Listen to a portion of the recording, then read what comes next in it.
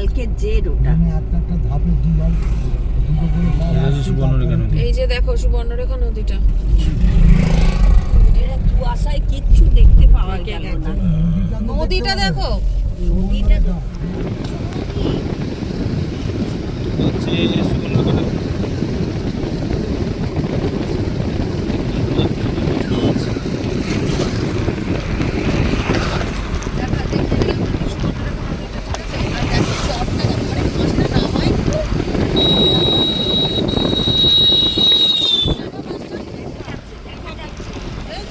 দেখো দরজাটা এইখানটায় খুলে দাও তো একটু। এই তো পুরোটা চড়া। আমরা সবার প্রথম এই গোপীবল্লভপুরের রাধা মাধবের মন্দির দেখব, তারপরে কোথায় কোথায় যাব সেগুলো তোমাদেরকে দেখিয়ে দেবো। এই আমরা এখন গোপীবল্লভপুরের রাধা গোবিন্দ মন্দিরের সামনে এসেছি। এটা প্রথম স্পট, তারপরে কোথায় যাবো সেটা তোমাদের দেখাবো, কিন্তু তার আগে মন্দিরটা দেখে নিই। পুজো মিষ্টি পাওয়া যায়, আর ওখানে প্রাচীন একটা বাড়ি, ছাগলগুলো দেখে দেখি সুন্দর ধরে আসছে। আর এই হচ্ছে রাধা গোবিন্দ মন্দিরটা।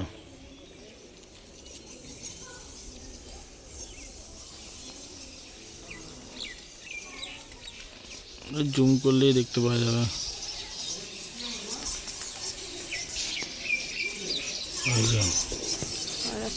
ওই তো এই উঠছে। হ্যাঁ আমি তো দেখতে পেয়েছি।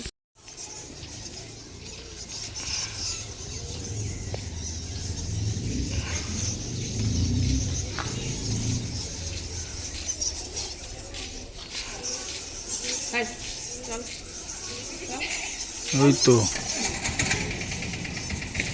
বুঝতে পারছো?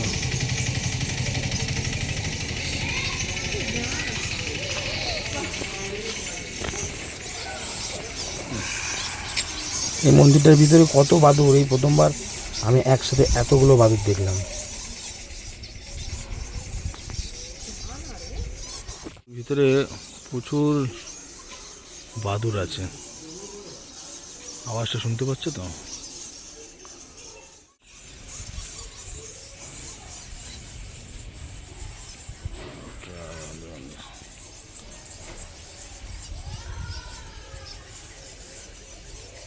ভিতরে যাব, ভিতরে গিয়ে দেখাবো কি আছে। চল, মেঝেটা কি ঠান্ডা, যাই একবার ভিতরে গিয়ে দেখি।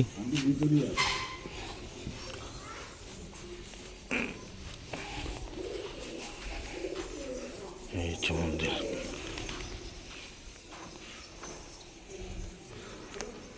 এই যে রাধা গোবিন্দের মন্দির। দেখো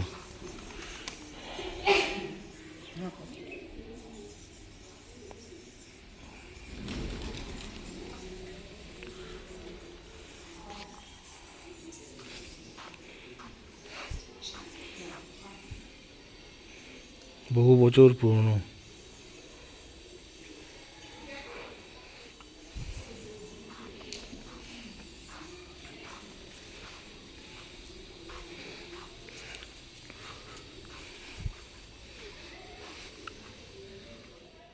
এই মন্দিরটির ভিতরে কোনো রকম ভিডিও বা ছবি তুলতে দেওয়া হয় না। এই যে তোমরা দেখতে পাচ্ছ তপোবন রেড সিড, এখানে আবার কী লেখা আছে দেখে নাও। তপোবন জঙ্গল এলাকায় বুনো হাতি রয়েছে, অযথা জীবনের ঝুঁকি নিয়ে জঙ্গলে যাবেন না, তাতে যে কোনো সময় দুর্ঘটনা ঘটতে পারে। রাস্তা খুব সুন্দর, ভালো রাস্তা। আগে এরকম রাস্তা 4 বছর না 5 বছর আগে এসেছিলাম, রাস্তা এরকম ছিল না, কিন্তু এখন রাস্তা খুব সুন্দর। ওখান থেকে হেঁটে যেতে হবে, ওই জায়গাটা থেকে, ওই জায়গাটা থেকে হেঁটে হেঁটে যেতে হবে। একটু পরে যাব তপোবনে। এই তপোবনের ইতিহাস বা হিস্ট্রি কারা কারা জানো অবশ্যই কমেন্ট বক্সে জানিও। ওকে হাই।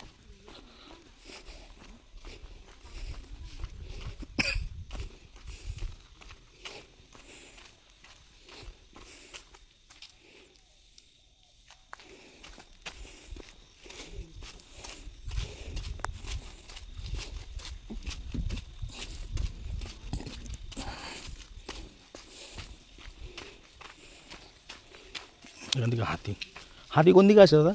হাতি আছে এখানে?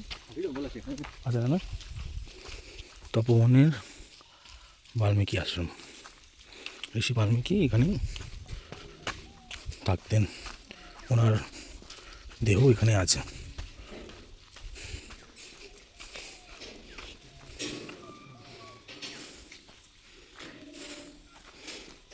জুতো খুলে নেবে। এই যে বাল্মীকি মুনির আশ্রম।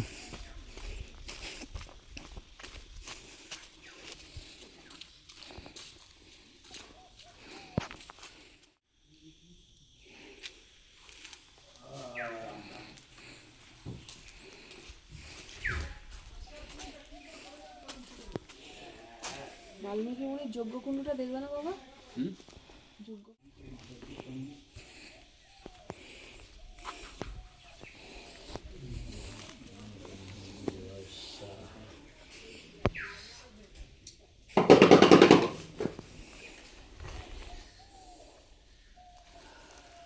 ওরা এলো না কেন?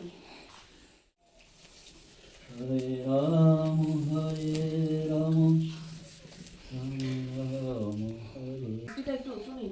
এটা যে আগুন জ্বলছে এটা লব কুশের জন্মস্থান। মা সীতা আগুন জ্বালিয়ে বাচ্চাদের গায়ে আবৃত আতুর ঘর বলা হয়। এটা বাল্মীকির অখণ্ড যজ্ঞধ্বনি। এখানে ছিল লবকুশ 12 বছর মেদবিদ্যা অস্ত্রবিদ্যা শিক্ষা আয়োজন করেছিল। রামচন্দ্রের অশ্বমেধের ঘোড়া নিয়ে পিতাপুত্রে অপরিচিত অবস্থায় এইখানে যুক্ত হয়েছিল।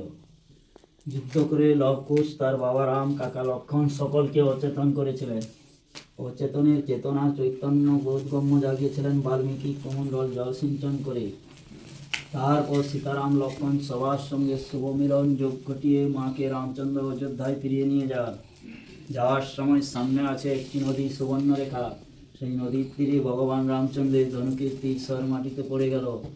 সেখানে প্রভু রামচন্দ্র রথ থামিয়ে মায়ের ইচ্ছা জাগলো শিব পূজা করতে। সুবর্ণরেখা নদীর বালি দিয়ে শিবলিঙ্গ স্থাপন করে নিজ হাতে প্রতিষ্ঠা করে নাম দিলেন রামের নামে রামেশ্বর। আরেকটা রামেশ্বরম আছে তামিলনাড়ুতে, সেখানে রামচন্দ্র নির্মাণ করেছিলেন। এটা করেছেন মাতা সীতা দেবী। এইটা বাল্মীকি রচিত রামায়ণ তপবন। এরকম তপবন আরও 8, 10, 12টা আছে ভারতবর্ষে।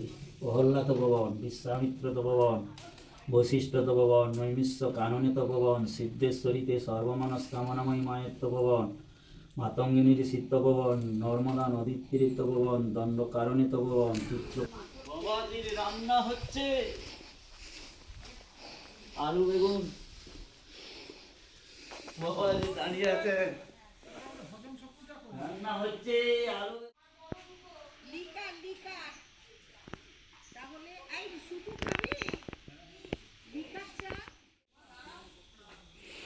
এরপর আমরা যাব রামেশ্বর মন্দিরে। তো চলো রামেশ্বর মন্দিরে কি দেখা হচ্ছে। যাচ্ছি রামেশ্বর মন্দির তপবন থেকে প্রায় 4 কিলোমিটার দূরে। তোমরা ভিডিওটা দেখেই নিয়েছো। তপবন থেকে বেরিয়ে যে মণিমাতা আসছে সেখান থেকে ডান দিকে প্রায় 4 কিলোমিটার গেলেই এই রাম মন্দিরটা, রামেশ্বর মন্দিরটা দেখতে পাওয়া যায়।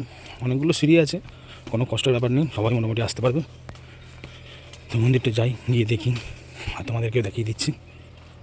আগে উঠিনি, ঠিক আছে। যাওয়ার সময় সামনে আছে একটি নদী সুবর্ণরেখা। সেই নদীর তীরে ভগবান রামচন্দ্রের ধনুকের তীর সর মাটিতে পড়ে গেল। সেখানে প্রভু রামচন্দ্র রথ থামিয়ে মায়ের ইচ্ছা জাগলো শিব পূজা করতে। সুবর্ণরেখা নদীর বালি দিয়ে শিবলিঙ্গ স্থাপন করে নিজ হাতে প্রতিষ্ঠা করে নাম দিলেন রামের নামে রামেশ্বর। আরেকটা রামেশ্বরম আছে তামিলনাড়ুতে, সেখানে রামচন্দ্র নির্মাণ করেছিলেন। এটা করেছেন মাতা সীতা দেবী। এইটা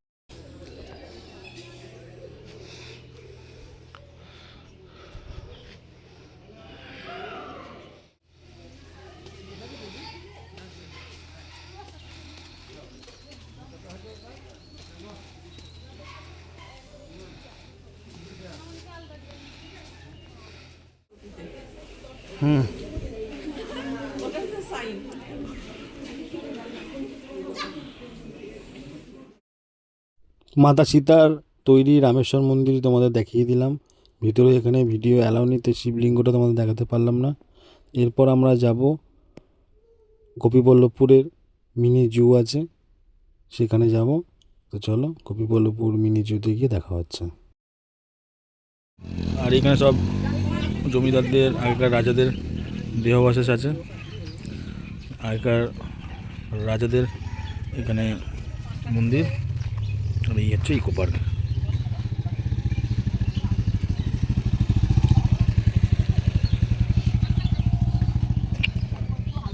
টাকা টিকিট। খোলার সময় হচ্ছে সকাল 9টা থেকে বিকাল 5:30 পর্যন্ত। কি আছে ভিতরে সেটা গিয়ে দেখব। এই হচ্ছে আমাদের গোপীবল্লভপুরের ইকো পার্ক।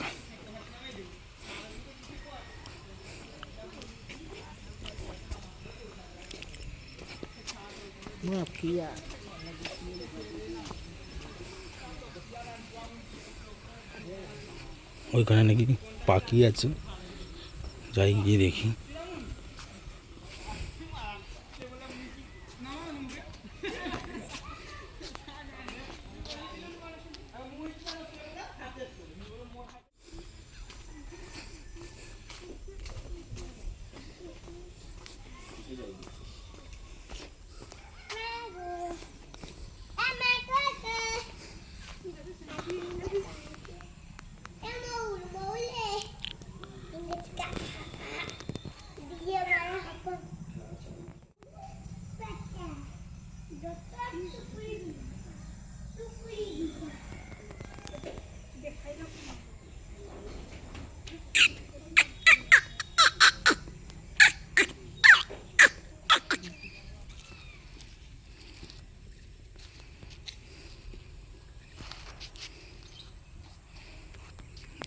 বেশি বড় নয়, খুব একটা বড় নয়, ছোট্ট পার্কের মতন ঠিকঠাক।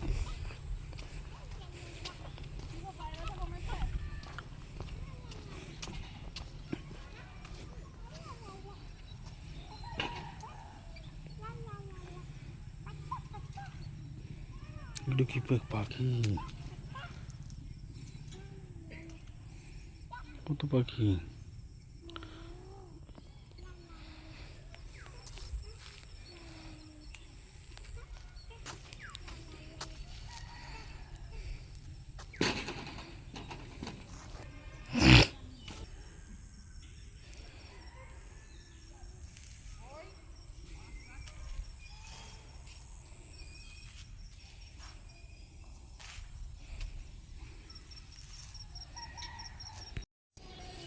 এরকম খেলাম কেন?